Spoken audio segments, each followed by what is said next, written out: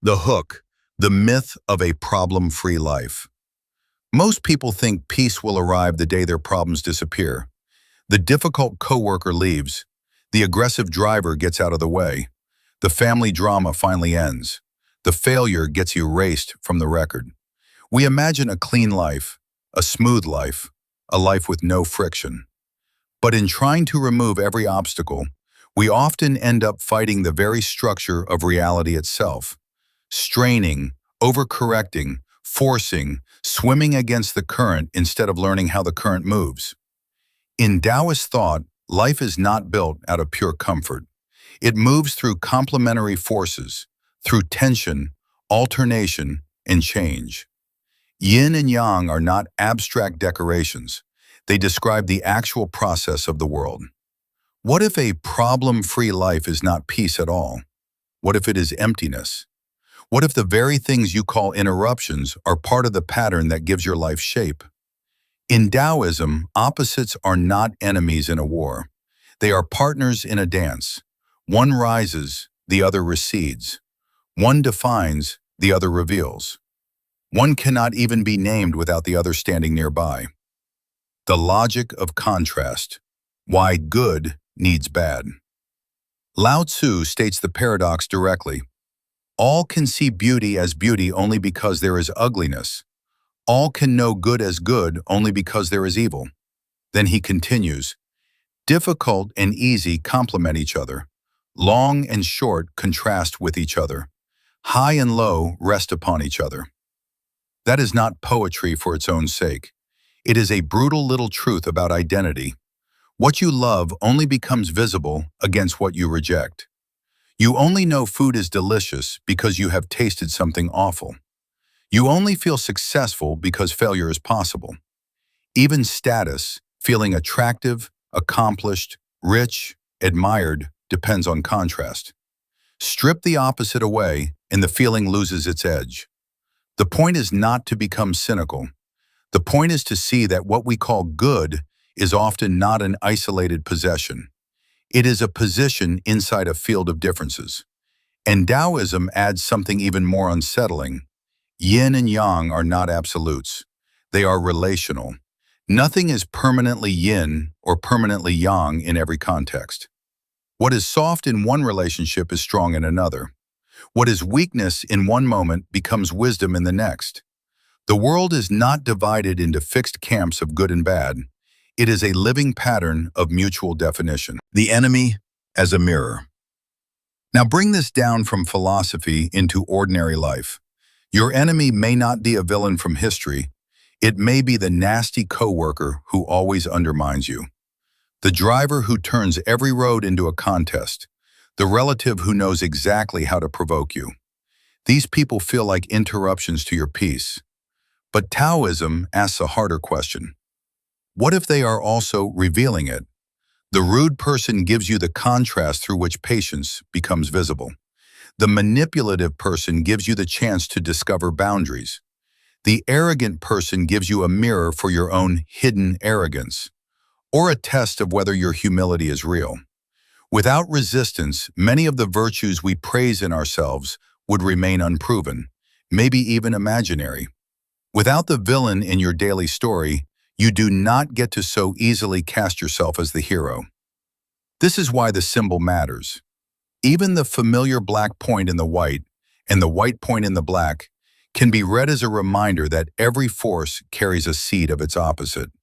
The person who humiliates you may also expose where you still depend on approval. Your strength may conceal rigidity. Your kindness may hide avoidance. Your enemy may carry part of your lesson, and your gift may carry part of your weakness. The power of Wu Wei, receptivity over force. So what do you do with difficult people? Taoism does not say, become passive, let everyone walk over you, never act. It says something subtler. Don't always answer hard with harder. Don't assume the only power is aggressive power. Wu Wei is often mistranslated as doing nothing, but the Taoist meaning is closer to effortless or non-forceful action. Acting in such accordance with the situation that you stop exhausting yourself by overdoing, over-controlling, and over-striving. Lao Tzu gives the image of water. Under heaven, nothing is more soft and yielding than water. Yet for attacking the solid and strong, nothing is better. The weak can overcome the strong. The supple can overcome the stiff. Water does not win by shouting. It wins by adapting, persisting, wearing down what refuses to bend. Sometimes the most powerful move is to step back, lower your voice, refuse the bait, delay the reaction, decline the ego contest. Not because you are weak, but because you understand the rhythm better than the person trying to dominate it. Many problems become more violent because two people insist on answering with yang alone. Force against force, pride against pride, speed against speed.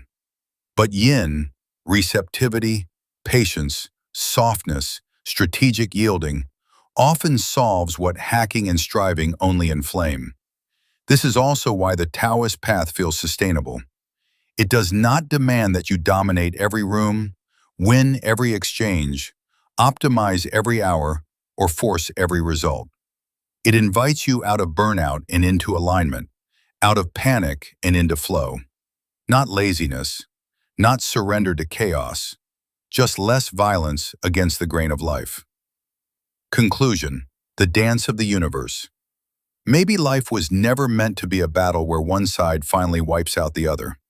Maybe it is closer to a dance, a vast composition of yes and no, advance and retreat, fullness and emptiness, effort and release.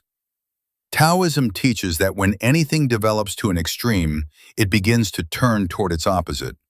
Reversion is part of the movement of reality itself. So the goal is not to stand on tiptoes forever, trying to outshine, outrun, and outprove everyone around you. Lao Tzu warns, "He who stands on tiptoe is not steady. He who strides cannot maintain the pace. He who boasts achieves nothing." Peace does not come from winning the hierarchy of appearances. It comes from no longer needing to. So the next time you meet your enemy, pause before you reduce them to a mistake in your path. They may be part of the contrast that lets your path appear. This does not mean you excuse cruelty. It means you stop pretending that difficulty is always meaningless. Sometimes the obstacle is the outline. Sometimes the resistance is the teacher. Sometimes the person you resent is helping define the person you want to become. The universe is not asking you to erase all opposites. It is asking you to see the pattern, join the rhythm, and move with enough humility to recognize that even what opposes you may be holding your shape. That is the dance of yin and yang. And gratitude begins the moment you stop calling the dance a war.